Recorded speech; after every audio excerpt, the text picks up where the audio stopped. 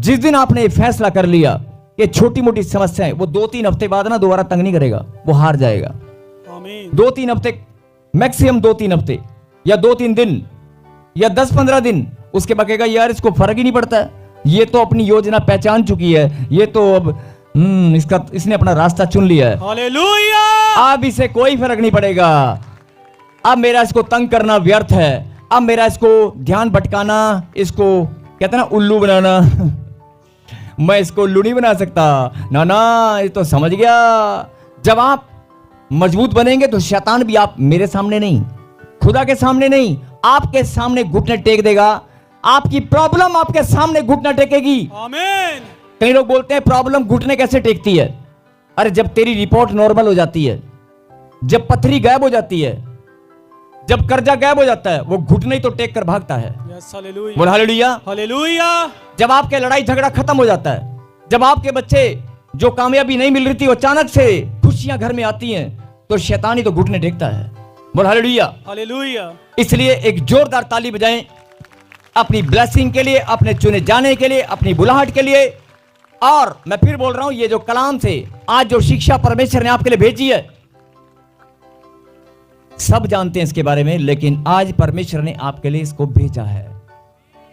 इस शिक्षा को, इस बात को परमेश्वर ने भेजा है। 10 से 15 मिनट की बात है, आप जरा ध्यान से सुने और ग्रहण करें। इसके बाद आपको पता चलेगा आई एम डिफरेंट, यस।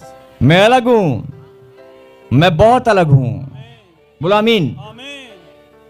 जिनके पास संतान नहीं है, जिनके पास बच्चे नहीं है, उनके लिए मैं भविष्यवाणी कर रहा हूं, वचन को सुनते ही सबसे पहले तू कूदने लगेगी। यस आमीन। जिनके पास मकान नहीं है, जिनके रिश्ते खराब हो गए हैं, सबसे पहले जो बेरोजगार हैं, सबसे पहले वो कूद कर नाचने लगेंगे।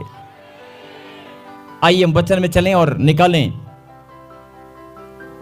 प्रभु की महिमा करें। पुराना नियम गिनती की किताब और 17वां अध्याय,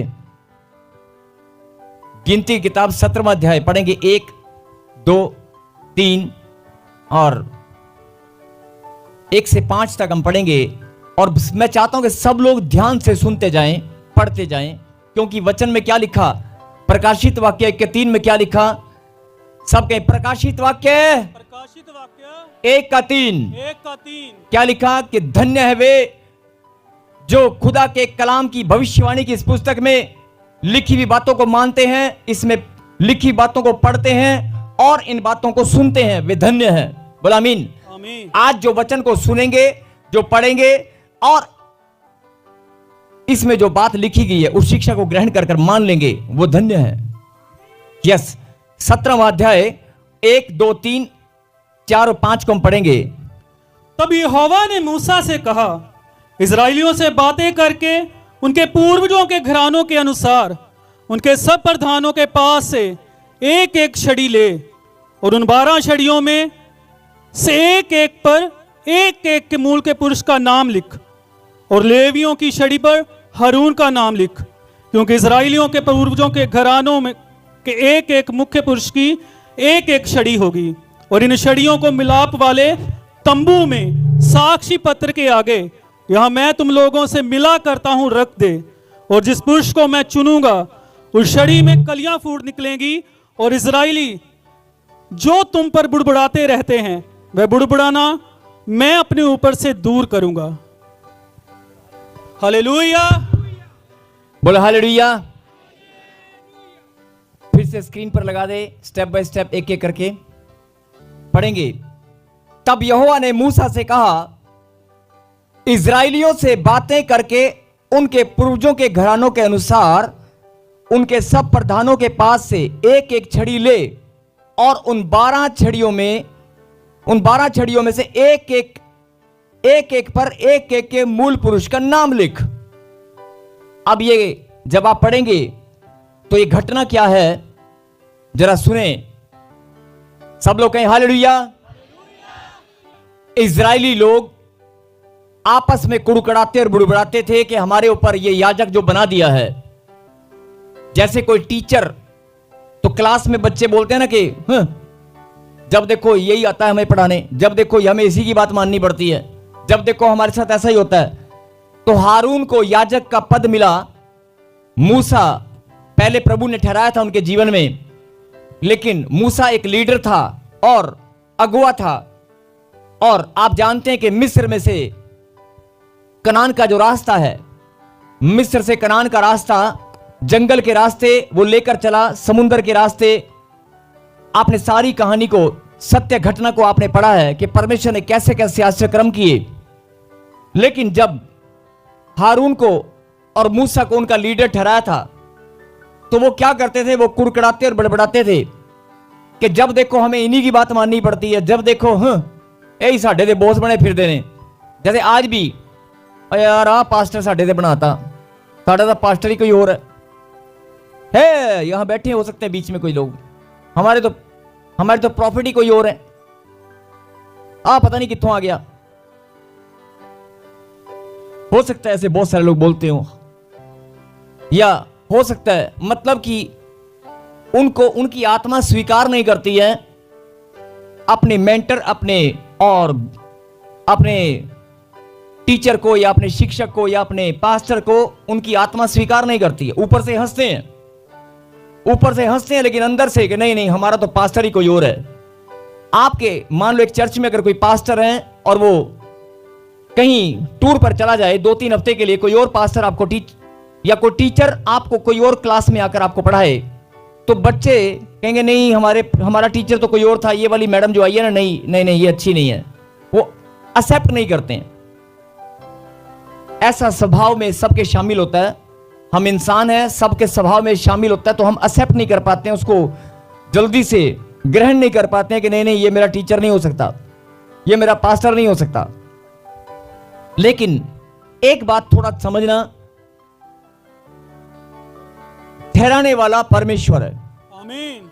आपको आगे लाने वाला, टीचर की कमांड पकड़ाने वाला या माइक पकड़ाने वाला या प्रचार के लिए आपको खड़ा करने वाला परमेश्वर है। कहें आमीन। आमीन। बहुत सारे लोग ऑनलाइन भी हो सकता है कि नहीं ये नहीं, वो ये चर्च नहीं, वो चर्च नहीं, ये चर्च, वो वाले पास्टर, वो जिसका प्रचार आपको सुनना है आप सुन सकते हैं, जिसकी शिक्षा आपको अच्छी लगे आप ग्रहण करें, कोई बंदिश नहीं है। आप ऑनलाइन बहुत सारे प्रभु के दास हैं, जिसकी भी आप सुनना चाहें सुन सकते हैं। लेकिन एक ना एक दिन आपको पहचानना होगा, आपको यह जानना होगा कि परमेश्वर ने तेरे लिए ठहराया कौन है, या तुझे किस चर्च के साथ, किस स्थान से या किस प्रभु के दास के साथ प्रभु ने तुझे जोड़ा है, यह आपको जानना होगा। चलिए, यह तो एक वैसे मैं बात बता रहा हूं, लेकिन हम चलते हैं फिर से 17वां अध्याय।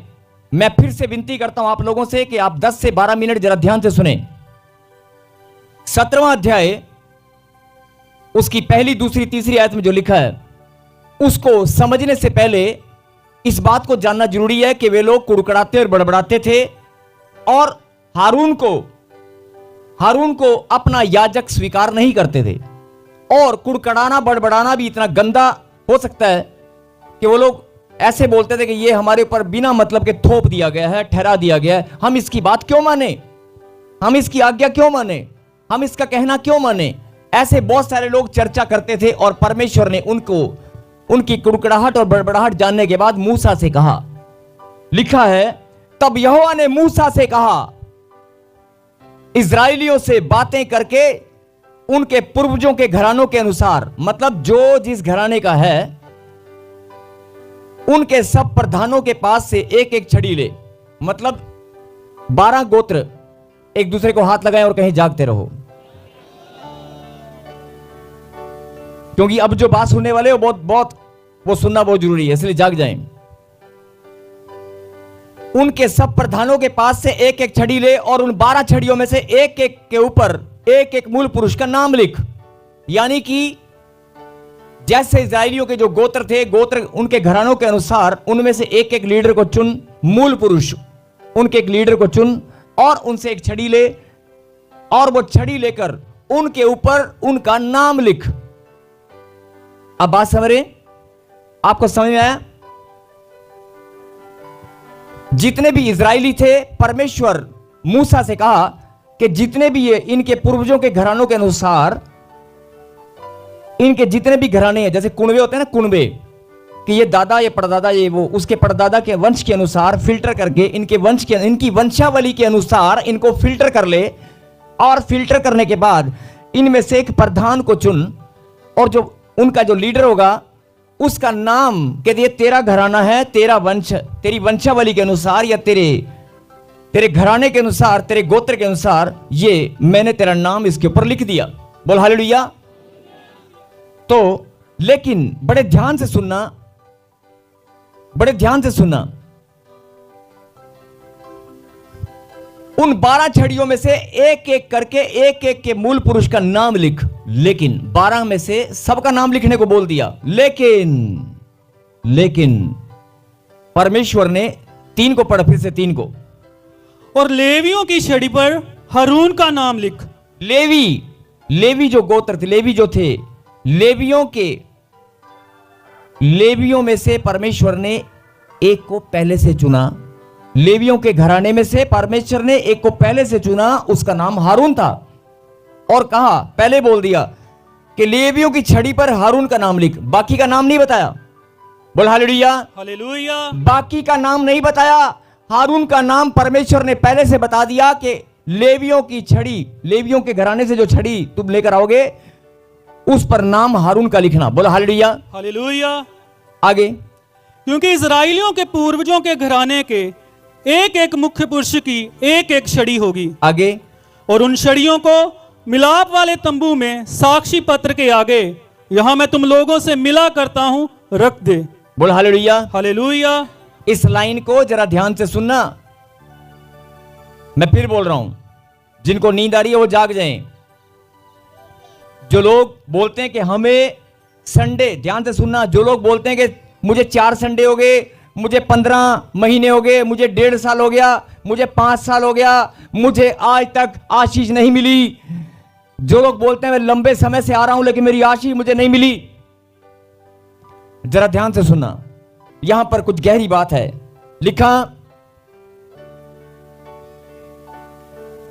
और उन छड़ियों को मिलाप वाले तंबू में साक्षी पात्र के आगे, मिलाप वाले तंबू की बात हो रही है। जहां बैठे हो ये क्या है? मिलाप वाला तंबू। आप किससे मिलने आए हैं? आप किससे मिलने आए हैं? यहां पर क्या लिखा, मैं पढ़ रहा हूं, उन छड़ियों को मिलाप वाले तंबू में साक्षी पात्र के आगे, जहां मैं तुम लोगों से मिला करता हूं, जहां मैं तुम लोगों से, परमेश्वर बोल रहा है, जहां मैं तुम लोगों से मिला करता हूं। मिलाप वाले तंबू में परमेश्वर मेल मिलाप करते हैं अपने बच्चों से। यस आमीन। मैं नहीं बोल रहा हूं, खुदा के कलाम में लिखा है, मिलाप वाले तंबू में परमेश्वर मेल मिलाप करते हैं अपने बच्चों से। जो ये बात जानते हैं, अभी तक आप चर्च में आते हैं और बोलते हैं प्रभु मुझे आशीष, मुझे ये नहीं मिला, मुझे वो नहीं मिला, ये करना छोड़ दें। सबसे पहले इस बात पर ध्यान दें कि आप जिससे मेल मिलाप करने आए हैं, क्या आपने मेल मिलाप किया? क्या किया? अभी 2 मिनट पहले जरा ध्यान से सुना, आपने देखा होगा कि मैंने आपकी आंखें बंद करके और आपको कहा कि अपने दिल की बात, अपनी गहरी बात परमेश्वर के सामने रखें। अपने मन से जो भी आप यहां पर लेकर आए हैं, मन का बोझ है या बात है, उस बात को परमेश्वर के सामने रखें।